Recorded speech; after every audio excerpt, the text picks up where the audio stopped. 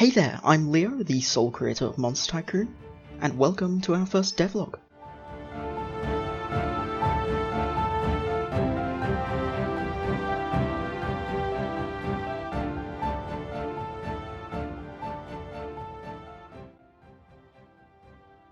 In this devlog, I'll be going over the process I've used to design the main level for Monster Tycoon and showcase the progress of building this in-game.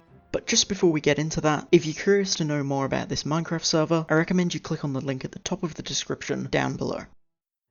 I started development on this server a good 10 months ago now.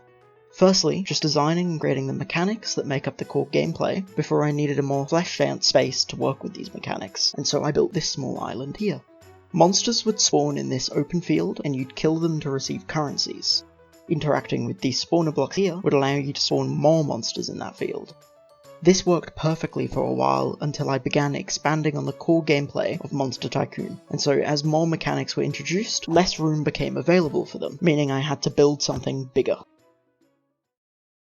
I need this new level design to be pretty large. I want to make way for several of those monster fields, as well as areas for other mechanics within the game, and so the planning began. I started off with this extremely simple drawn layout. As you can see, it's clearly a work of art.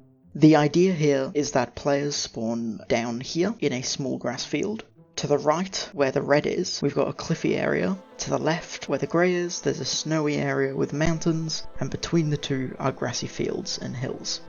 The last step in the planning process was something that was a bit different for me. I wanted to use a fantasy map creator to create a more detailed layout that includes biomes and terrain, so I opted for Asgar's fantasy map generator.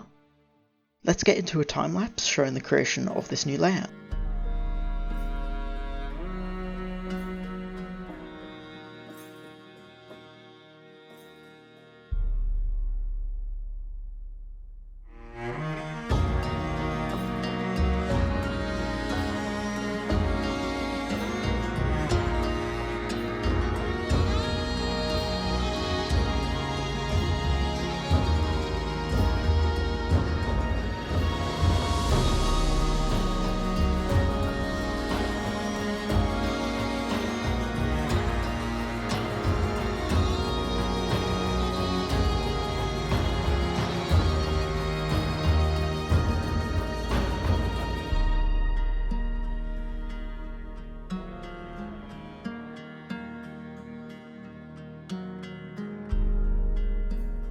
And there we have it.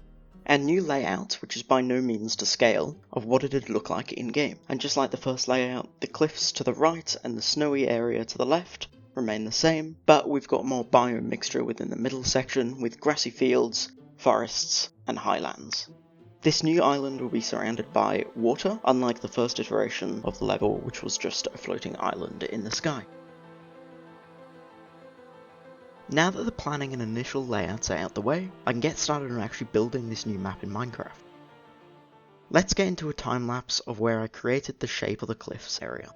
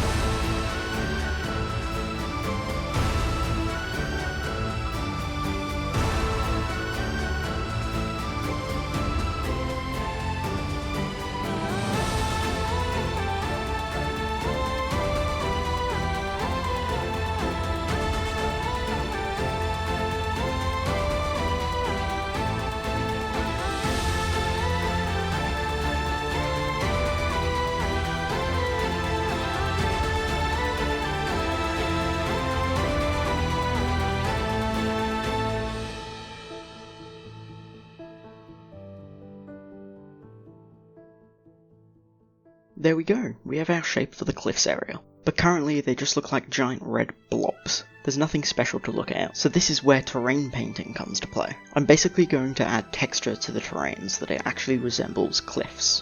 I've made a palette here. We've got the grey and green textures as our main colours, and then these white textures as our secondary colours. Highlights will be added in the forms of flowers and other foliage added at the end.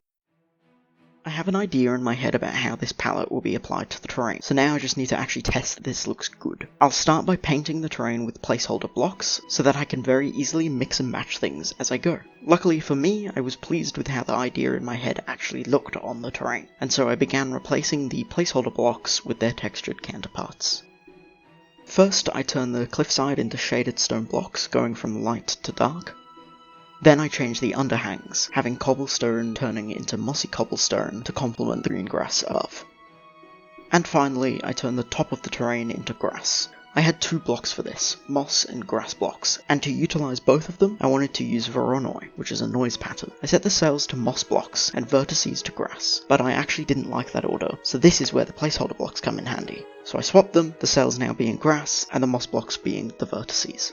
And there we have it. Our terrain test is now actually painted. To add more variation to the textures, I can use biomes to change the shading of the grass, like so, and then I can fill some of the empty space out with rocks, and eventually foliage, trees, etc. But that'll happen later. Now I just have to paint the rest of the terrain. All in all, just the cliffs area has taken around 20 to 25 hours over the last few weeks. There's still a lot more left to do, so I'll likely post more devlogs discussing the level design as I terraform and build out the rest of the map. However, I need a bit of a break from building, so I'll be shifting focus on working on designing and developing the minor monsters, so expect to see that in our next devlog. And here we have it, the painted cliffs area. Although I still need to polish it up and add trees, flowers and other foliage, I'm really happy with how it turned out. I hope you enjoyed the first devlog. I've been learning to edit video and audio as I've been making this, so please let me know how I've gone. If you're interested in Monster Tycoon, please consider joining our Discord and sharing this project with others. Thank you so much for watching. I'll see you in the next devlog.